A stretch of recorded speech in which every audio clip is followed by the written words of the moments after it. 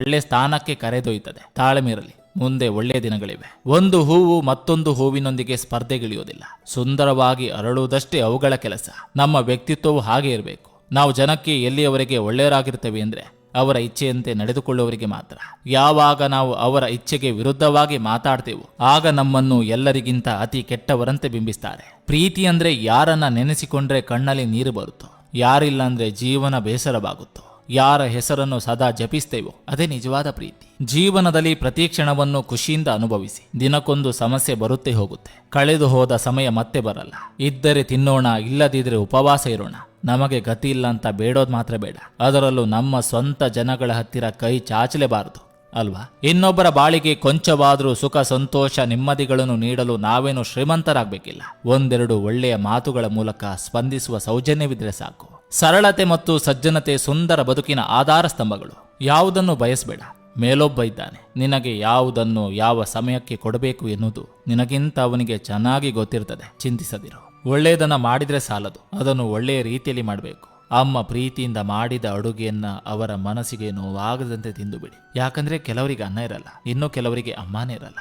ದುರ್ಯೋಧನ ಶಕುನಿಯ ಪಗಡೆಯ ಆಟ ನಂಬಿ ಕೆಟ್ಟ. ರಾವಣ ಶೂರ್ಪನಕ್ಕೆ ಸಿಟ್ಟಿನಿಂದ ಕೆಟ್ಟ. ಕಂಸ ಆಕಾಶವಾಣಿ ಕೇಳಿ ಕೆಟ್ಟ. ಮನುಷ್ಯ ಹುಟ್ಟುವಾಗ ಏನು ತರದೆ, ಹೋಗುವಾಗ ಏನು ತೆಗೆದುಕೊಂಡು ಹೋಗದೆ ನಾನು ನನ್ನದು ಎಂಬ ಅಹಂಕಾರದಿಂದ ಕೆಟ್ಟ. ನಿನ್ನ ನಂಬಿದವರನ್ನ ಎಂದಿಗೂ ಮೋಸ ಮಾಡಬೇಡ. ಸಹಾಯ ಮಾಡಿದವರನ್ನ ಮರಿಬೇಡ. ಮನೆ ಬಾಗಿಲಿಗೆ ಬಂದವರನ್ನ ಅವಮಾನ ಮಾಡಬೇಡ. ಸಮಯ ನೋಡ್ಕೊಂಡು ಮಾತಾಡೋದು ಪರಿಚಯ. ಸಮಯ ಇದ್ರೂ ಕೂಡ ಮಾತನಾಡದಿರೋದು ಮೌನ. ಸಮಯವನ್ನ ರಚನೆ ಮಾಡಿಕೊಂಡು ಮಾತಾಡೋದು ಸಂಬಂಧ. ಸಮಯ ಇದ್ರೂ ಕೂಡ ಮಾತನಾಡದಿರೋದು ಮೋಸ. ಸಮಯಕ್ಕೋಸ್ಕರ ಕಾಯುತ್ತಾ ಎದುರು ನೋಡೋದೇ ಪ್ರೀತಿ. ಸಮಯ ಸಂದರ್ಭ ಮನುಷ್ಯನನ್ನ ಬದಲಾಯಿಸಬಹುದು, ಆದ್ರೆ ಮನಸ್ಸಿನಲ್ಲಿರುವ ನೆನಪುಗಳನ್ನ ಬದಲಾಯಿಸಲು ಸಾಧ್ಯವಿಲ್ಲ.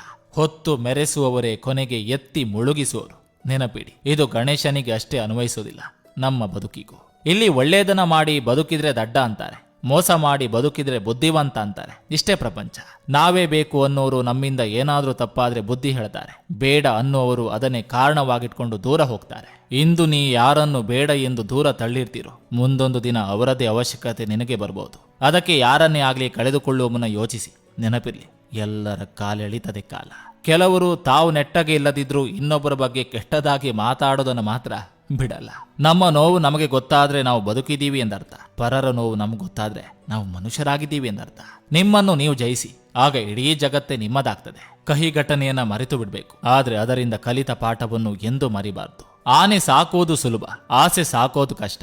ಆನೆಯ ಹೊಟ್ಟೆಯನ್ನು ತುಂಬಿಸಬಹುದು, ಆಸೆಯ ಹೊಟ್ಟೆಯನ್ನು ತುಂಬಿಸೋದಕ್ಕಾಗೋದಿಲ್ಲ. ಆಸೆಯನ್ನು ಸಾಕ್ಬೇಕಂದ್ರೆ ಆನೆಯನ್ನ ಕಳೆದುಕೊಳ್ಬೇಕಾಗುತ್ತೆ. ಆ ಎಂದರೆ ಆರೋಗ್ಯ, ನೇ ಎಂದರೆ ನೆಮ್ಮದಿ. ಒಬ್ಬರಿಗೆ ಮಸಿ ಬಳಿಯುವ ಮೊದಲು ನಮ್ಮ ಕೈ ಮಸಿಯಾಗಲೇಬೇಕು. ಇನ್ನೊಬ್ಬರಿಗೆ ಕಳಂಕ ತರಲು ಹೊರಟಾಗಲೇ ನಮ್ಮ ಮನಸ್ಸು ಹೊಲಸಾಗುವುದು. ಶುದ್ಧ ಮನಸ್ಸು ಯಾವತ್ತೂ ಆ ಕೆಲಸ ಮಾಡೋದಿಲ್ಲ.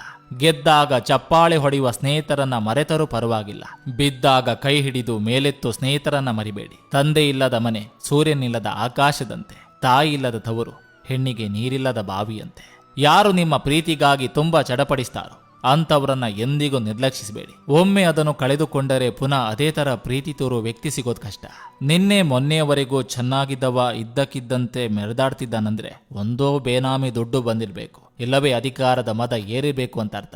ಜೀವನದಲ್ಲಿ ನಂಬಿದವರೆಲ್ಲ ಯಾಕೆ ಮೋಸ ಮಾಡ್ತಾ ಇದ್ದಾರೆ ಅಂತ ಯೋಚಿಸುವ ಬದಲು ಎಲ್ಲರನ್ನ ನಂಬೋದನ್ನ ಬಿಡಬೇಕು. ಜೊತೆಗೆ ನಿಮ್ಮನ್ನ ನಂಬಿದ ಜನಗಳಿಗೆ ನೀವು ಕೂಡ ನಿಯತ್ತಾಗಿರ್ಬೇಕು. ಇದೇ ಜೀವನ.